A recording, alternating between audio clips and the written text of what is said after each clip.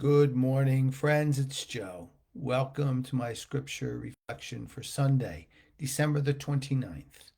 Today is the Feast of the Holy Family.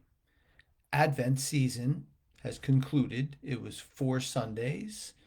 Christmas season, which we are now in, begins on Christmas Day, continues to today, which is the Feast of the Holy Family, next week, which is Epiphany, and the final feast, which is the Baptism of the Lord. These are the seasons of the liturgical calendar for Christians, and there's always an make sense kind of out of it, where we go through the Christmas season and then we fast forward, so to speak, to Jesus's baptism and then his ministry, which is ordinary time, takes over from there. Enough about the liturgical lessons for now, though. I hope you're doing well on this Sunday morning. Raining here in the Northeast, but it is what it is, and we accept it, as I always say. Could be snow and ice, and then we'd be in a little more trouble.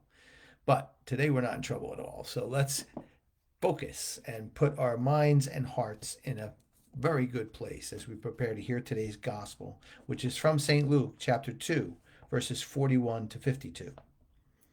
Each year, Jesus' parents went to Jerusalem for the feast of Passover, and when he was 12 years old, they went up according to festival custom.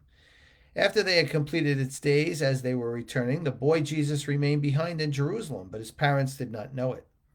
Thinking that he was in the caravan, they journeyed for a day and looked for him among their relatives and acquaintances, but not finding him, they returned to Jerusalem to look for him.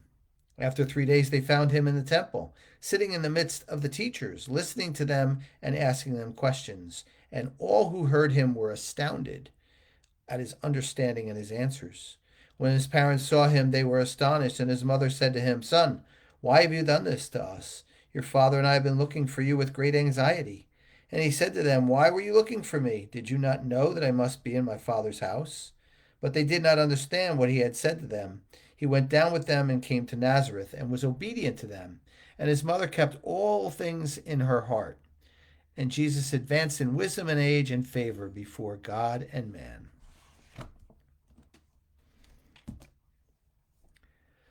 So 12-year-old Jesus is astonishing people in the temple, probably because he was so young. They didn't know he was Jesus. He was to be God and what was to unfold in his life. They only knew him at that point as a 12-year-old child with this knowledge, this wisdom, and the way he carried himself. My friends, the first thing that this gospel tells us is age is not an indicator of maturity. It's not. I know people at a very young age who were very mature. That doesn't mean they're boring. It just means that they carried themselves so professionally and so well at an early age.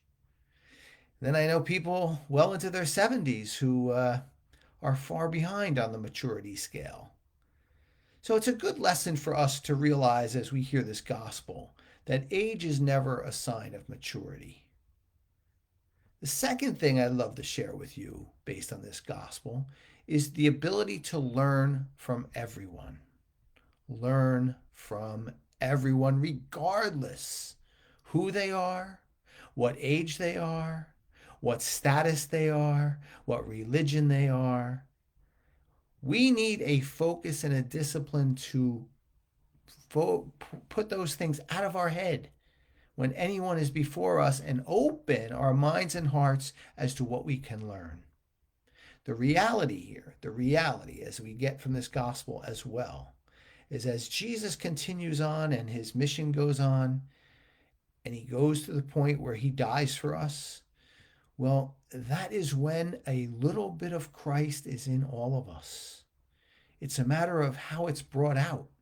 And when it's brought out, regardless again of age or anything else, there is wisdom there for us to soak in.